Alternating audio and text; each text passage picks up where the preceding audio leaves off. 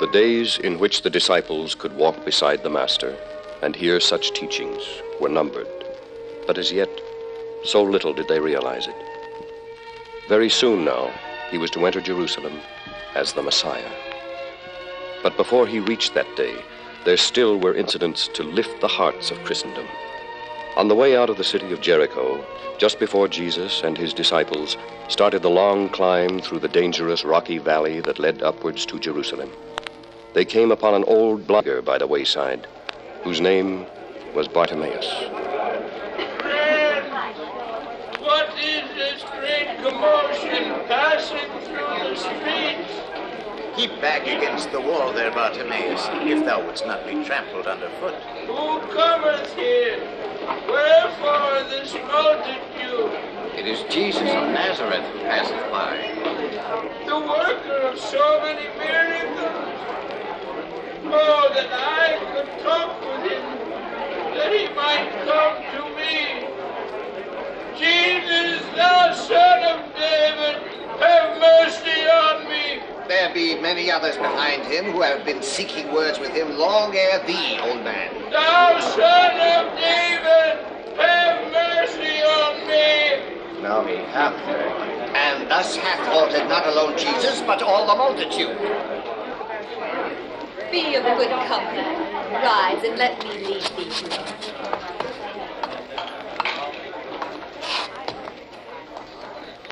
What wilt thou that I should do unto thee?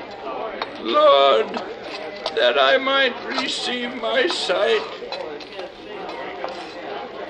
Go thy way. Thy faith hath made thee whole. Rabbi, as thou dost touch me, all the darkness floweth from mine eyes. I do behold thee now. I do behold all these about me. I do behold the sunshine and the shadow. I can see. And Lord, I give thee thanks, and I ask no more than that I too might join this multitude which cometh after thee.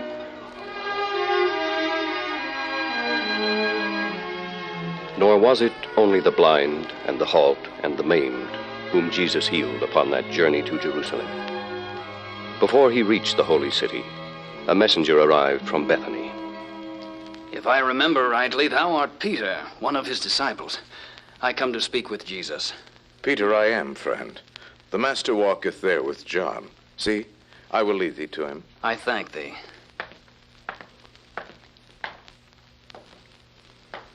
Master, I bring thee greetings from Mary of Bethany, but I also bring thee ill tidings.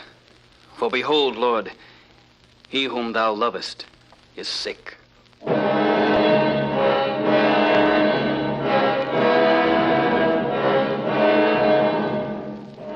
Knowing, perhaps, both the challenge and the triumph that awaited him in Bethany, Jesus delayed 2 days before he turned his steps to that beloved village. Our friend Lazarus sleepeth, but I go that I may awake him out of sleep. Lord, if he sleeps, he shall do well. Lazarus is dead, and I am glad for your sakes that I was not there, to the intent ye may believe. Nevertheless, let us go unto him. Knowing, therefore, even before it had been told him that his friend had died, it was discovered, once he had climbed the familiar slopes of Olivet, that they had buried Lazarus 4 days ago. Hearing that Jesus was approaching Bethany, Martha ran not only from the house, but quite a way along the mountain road out of the town to meet him. Lord, if thou hadst been here, my brother had not died. But I know that even now, whatsoever thou wilt ask of God, God will give it thee. Thy brother shall rise again. I know that he shall rise again in the resurrection at the last day. I am the resurrection and the life. He that believeth in me, though he were dead, yet shall he live. And whosoever liveth and believeth in me shall never die. Believest thou this? Yea, Lord, I believe that thou art the Christ, the Son of God, which should come unto us. With Mary in the house were many Jews who also had loved Lazarus and knew the little family well. Perceiving that Jesus might be in some danger from them, she tried to leave them secretly. But when she went out of the house to meet him, they followed her. And Mary fell at the Master's feet. Lord, if thou hadst been here, my brother had not died. Where have ye laid him? Lord, come and see. Could not this man which opened the eyes of the blind have caused that even this man should not have died?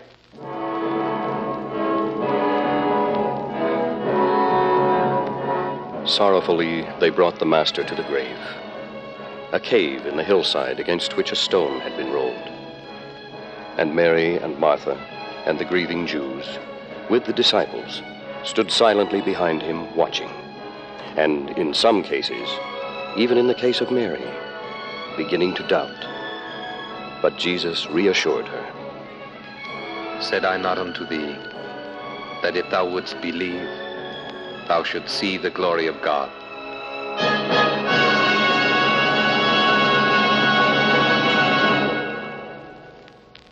Take ye away the stone.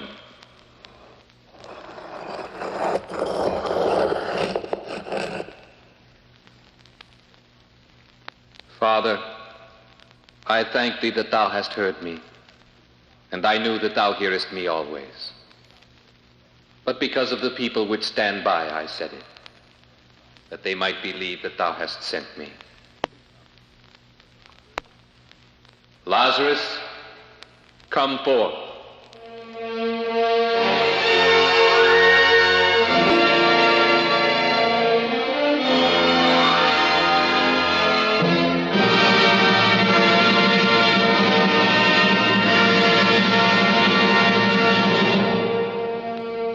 And then it was, St. John informs us, that Lazarus came forth, bound hand and foot with grave clothes, and his face was bound about with a napkin. Loose him and let him go.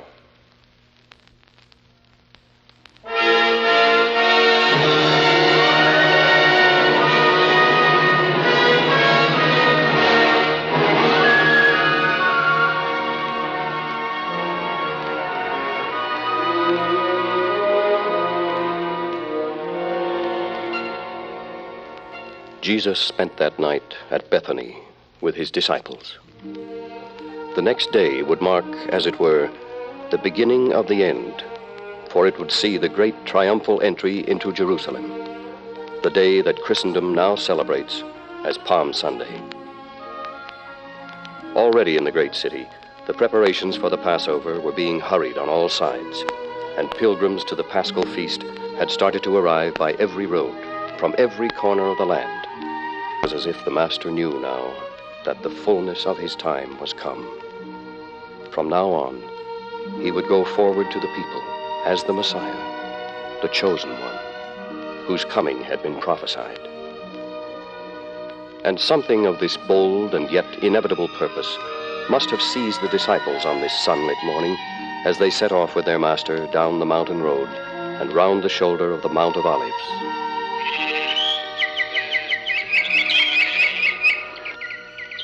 Nearing the village of Bethphage, the Master said to two of his disciples, Go ye into the village over against you, in the which at your entering ye shall find a colt tied, whereon yet never man sat. Loose him and bring him hither. And if any man ask you, Why do ye loose him? Thus shall ye say unto him, Because the Lord hath need of him. It happened as the Master had foretold them. They found the colt where he had said they would, and questioned by the owner, they replied, The Lord hath need of him. And all four Gospels tell us that they brought the colt to Jesus and cast their garments on him, and the Master sat upon him. And they remembered the prophecy of Zechariah. Rejoice greatly, O daughter of Zion. Shout, O daughter of Jerusalem. Behold, thy king cometh unto thee. He is just, and having salvation, and lowly, and riding upon a colt, the foal of an ass. As the little procession went on its way, it crossed the path of many pilgrims making for the holy city. And rounding the brow of the hill, they came at last in sight of Jerusalem, the gilded roofs of its temple, and the gleam of its marble walls spread out below them, beyond the valley of the Kidron. The Master's eyes, shining with the fires of prophecy, saw beyond the shimmering sight that met his eyes into the terrible destruction that would level the city in just the space of a few more years. There, in the courtyard of the temple below him, his mother had brought him as a boy. There, he had walked with many others from his own familiar Nazareth, the Nazareth that had rejected him. And we are told that as he looked upon the city, Jesus wept over it. He said aloud, If thou hadst known, even thou at least in this thy day, the things which belong unto thy peace, but now they are hid from thine eyes. For the day shall come upon thee, that thine enemies shall cast a trench about thee, and compass thee round, and keep thee in on every side, and shall lay thee even with the ground, and thy children within thee, and they shall not leave in thee one stone upon another, because thou knewest not the time of thy visitation. Those around him could not begin to know how literally those somber words would be fulfilled. And this, in any case, was a day of rejoicing. More than that, to the humble disciples, it was the day on which their king was coming to his own. Caught up in the spirit of that moment, they led him down to the very gate of the holy city. And they sent a note of rejoicing that was caught up by the people who already lined the Master's route. For he came now openly as the Messiah. They tore down branches of the palm trees that overhung his way and strewed their cloaks and mantles before the colt as the procession moved into the city.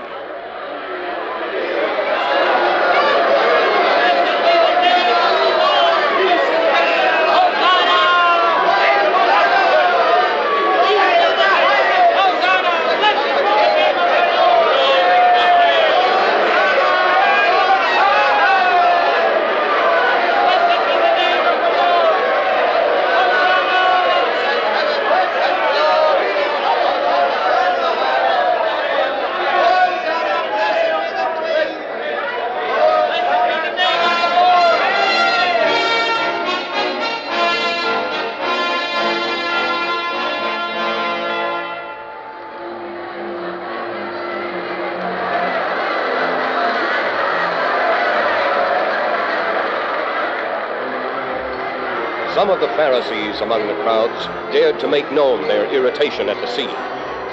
One of them called out aloud to him, Master, rebuke thy disciples. I tell you that if these should hold their peace, the stones would immediately cry out.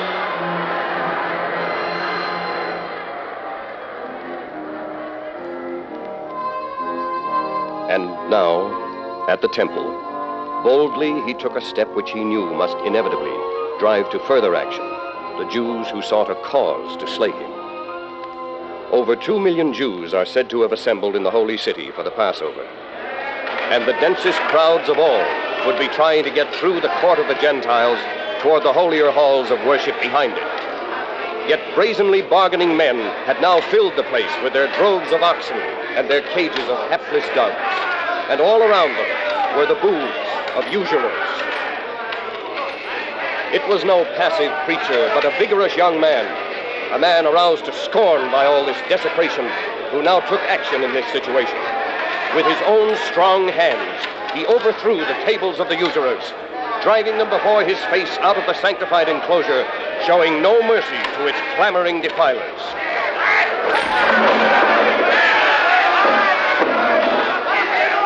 It is written, my house is a house of prayer,